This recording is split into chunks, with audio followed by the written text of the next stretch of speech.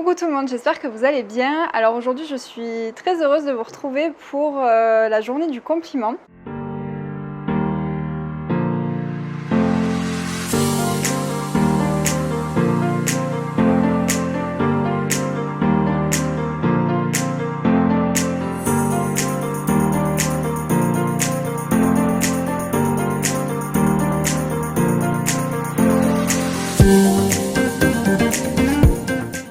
Alors oui, effectivement, c'est la journée internationale du compliment et du coup, c'est l'occasion de générer de belles ondes positives à travers le monde entier. Alors, qu'est-ce qu'un compliment? Je vais vous donner la définition déjà toute faite du compliment. Donc la définition, c'est l'action de féliciter quelqu'un d'un mérite quelconque. C'est un éloge finalement, sans contrepartie, et c'est quelque chose qui est gratuit. Alors je veux insister sur ce point de gratuité, car donner finalement du bonheur à quelqu'un, c'est un cadeau que l'on se fait à soi, mais aussi à l'autre, et cela ne coûte rien. D'ailleurs, j'aime beaucoup la citation de Robert Orben qui nous dit qu'un compliment est un rayon de soleil verbal. Alors le compliment, ce n'est pas un acte de gentillesse, ni un acte de pitié d'ailleurs. Nous mettons seulement en avant les qualités de l'autre ou des personnes qui nous entourent, et que nous connaissons ou non d'ailleurs, puisque cela peut être aussi des compliments que l'on fait à des personnes qui nous sont inconnues. Nous nous centrons en fait finalement uniquement sur le positif, et c'est ce qu'on appelle aussi le regard positif ou la reconnaissance positive. Et ces choses-là en fait font partie finalement aussi de la psychologie positive, où on va finalement voir le verre à moitié plein plutôt que le verre à moitié vide. Donc le compliment, il existe vraiment dans tous les domaines de la vie. Ça peut être au travail, ça peut être dans votre famille, avec vos amis, dans votre couple. C'est vraiment quelque chose que vous allez retrouver dans tous les domaines de votre vie. Alors qu'est-ce que provoque un compliment quand on le reçoit?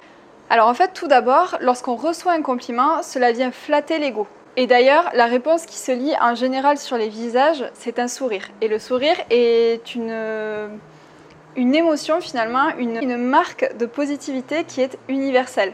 Puisque le sourire, on le retrouve dans tous les pays du monde, à travers toute la Terre. Lorsque l'on a un sourire en face de nous, on sait que c'est un élan de positivité qui se trouve juste en face. Alors bien sûr, je ne l'ai pas précisé, mais ce compliment, pour qu'il soit un élan de positivité, il faut qu'il soit sincère. Puisque s'il n'est pas sincère, on appellera du coup ça une injure ou plutôt même une moquerie. Donc pourquoi le compliment flatte l'ego lorsqu'il est sincère? Tout simplement parce que lorsque vous recevez un compliment, ça signifie que la personne en face vous a regardé en détail. Donc, vous savez que vous existez aux yeux de l'autre et cela vient valoriser votre côté narcissique.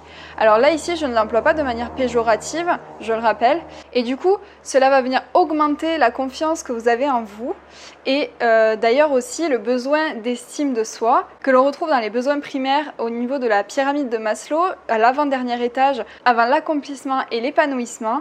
D'ailleurs, je vous ai fait une vidéo là-dessus sur les besoins primaires de l'être humain avec l'explication du coup de la pyramide de Maslow. Vous pouvez aller la voir du coup dans mes vidéos YouTube. Donc ce besoin d'estime, il renvoie aussi à l'appréciation des autres et à la reconnaissance des autres. Donc c'est finalement dans notre nature et nous avons besoin de cela pour nous sentir bien et épanouis.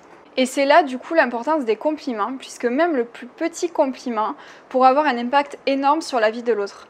Et cela a d'ailleurs encore plus d'impact sur les enfants. Cela renforce aussi les liens entre les personnes. Je vais vous donner un exemple, un couple où il n'y a pas eu de compliments depuis un certain temps et un des conjoints se retrouve avec des collègues et au travail, on lui fait beaucoup de compliments, on a un regard positif sur lui et lorsqu'il rentre à la maison, il a un regard négatif. Et effectivement, du coup, cette personne, elle va plutôt se détacher de son conjoint et se rapprocher de ses collègues de travail puisqu'elle a un regard positif au travail et non chez elle. Donc les compliments sont vraiment essentiels dans vos relations aux autres. Alors le compliment, il fait autant de bien finalement quand on le donne que quand on le reçoit. Quand on le reçoit, du coup, c'est logique puisque c'est ce que je vous expliquais, ça vient flatter notre ego. Par contre, quand on le donne, cela nous donne aussi un élan de positivité. Et on sait que finalement, de faire du bien aux autres personnes nous procure un certain plaisir et une certaine joie de vivre. Et c'est d'ailleurs le principe du donneur et du preneur que l'on retrouve en neurosciences. Alors je vais vous expliquer un petit peu ce à quoi ça correspond. Donc les preneurs ici sont des personnes qui appréhendent leur environnement et leurs relations et qui souvent ont une intention de qu'est-ce que je peux prendre. Donc qu'est-ce que je peux prendre dans ce travail? Qu'est-ce que je peux prendre dans ce business? Qu'est-ce que je peux prendre dans cette relation? Donc toujours une envie de prendre et on s'est rendu compte qu'au niveau de la neurogénèse, Alors, la neurogénèse, c'est la création de nouveaux neurones qui se fait donc au niveau de votre cerveau et qui crée de nouveaux liens. Eh bien, on s'est aperçu que leur niveau était soit normal, soit réduit. Et au contraire, les personnes qui étaient plutôt dans une intention de donner, donc par exemple donner du temps, donner des compétences, donner du travail, donner de l'argent, eh bien ces personnes-là déclenchaient chez l'autre un sentiment de gratitude. C'est finalement ce sentiment que l'on a pour l'autre lorsqu'il nous procure un bienfait ou qu'il nous rend un service. Et du coup, cet acte venait stimuler la création de nouveaux neurones au niveau du cerveau. Alors jusqu'à maintenant, je vous ai parlé du compliment que l'on fait à l'autre, mais effectivement, on peut aussi se faire des compliments à nous-mêmes. Alors comment ça fonctionne? Ce sera sous forme d'affirmations positives. Par exemple, vous pouvez vous dire « je suis aimé ». Vous pouvez vous dire « je suis capable ». Vous pouvez vous dire « je suis fier de moi » ou encore « j'ai confiance en moi ». Donc toutes ces affirmations positives, vous pouvez vous les répéter soit dans votre tête, soit à voix haute, et elles vont avoir un impact positif pour votre corps et pour votre esprit. Alors ensuite, je sais qu'il y a des gens qui n'aiment pas recevoir de compliments. Alors ça arrive, je pense qu'on s'est tous au moins une fois senti gênés par rapport à un compliment. Mais alors cela peut venir de plusieurs sources. Donc tout d'abord, il y a le compliment qui est orienté. Alors qu'est-ce que j'entends par là? C'est un compliment par exemple où un homme ou une femme est dans un processus de séduction et où il va vous faire un compliment. Si ce n'est que vous, il ne vous plaît pas. Donc là, il va y avoir forcément une petite gêne. Je prends un autre exemple d'un compliment orienté. Par exemple, votre patron qui vous fait un compliment car il attend quelque chose derrière. Là aussi, il va y avoir un certain malaise. Ensuite, ce malaise, il peut aussi avoir lieu lorsque des personnes sont très introverties. C'est-à-dire qu'elles ont beaucoup de mal à ce que d'autres personnes les regardent. Et là, elles vont se sentir en fait tout le temps malaisées dès que quelqu'un va leur faire un compliment puisqu'elles savent qu'à ce moment-là, la personne les a regardées pour faire ce compliment. Puis il y a les personnes qui ont toujours peur de devoir dire quelque chose en retour, alors que finalement, un simple merci est suffisant lorsque l'on reçoit un compliment. Et il y a d'autres personnes qui ont tellement appris à faire passer l'autre avant soi que de se jeter des fleurs ferait beaucoup trop prétentieux et qu'il faut rester modeste, que ces personnes finalement quand elles reçoivent un compliment, elles ne l'acceptent pas et elles le rejettent tout de suite. Et on en arrive aux pensées que l'on a lorsqu'on reçoit un compliment. Alors là, j'appelle ça aussi les petites voix qui viennent saboter nos compliments.